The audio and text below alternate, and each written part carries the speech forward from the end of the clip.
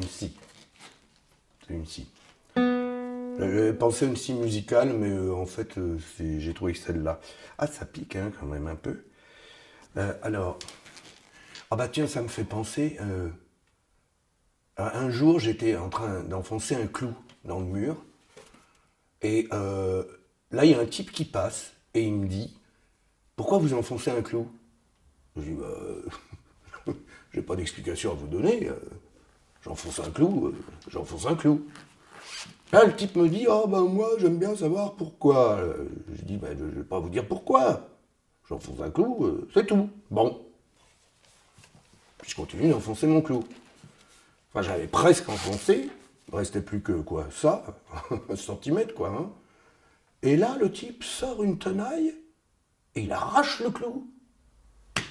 Je dis, mais pourquoi vous arrachez mon clou? Il me dit, bah, j'ai pas d'explication à vous donner. Je lui dis, bah, je voudrais bien savoir pourquoi.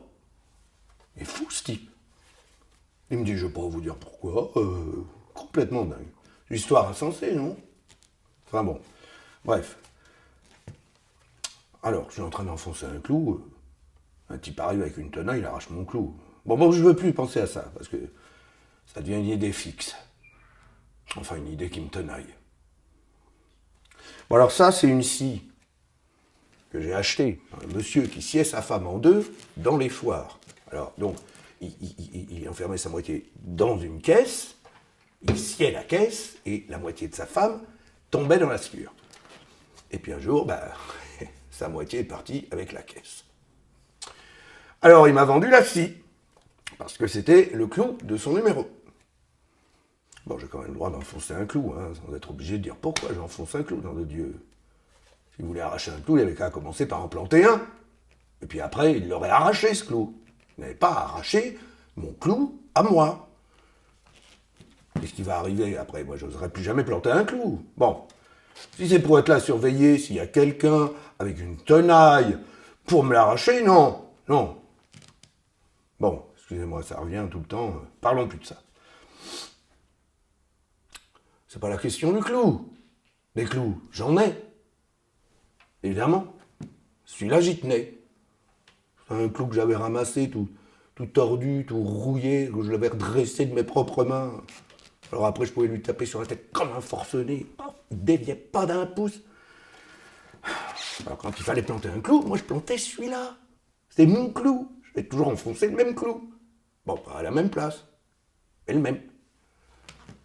Peut-être qu'à force d'enfoncer le même clou, ben, on finit par s'y accrocher. C'est possible. Et là, il y a un type qui arrive avec une tenaille et puis qui arrache mon clou sans me donner d'explication. C'est encore, il m'avait dit pourquoi il avait arraché ce clou. Moi, j'aurais bien dit pourquoi je l'avais planté, finalement. Enfin bon. Ça fait longtemps, ça fait quand même 25 ans, hein. 25 ans, cette histoire.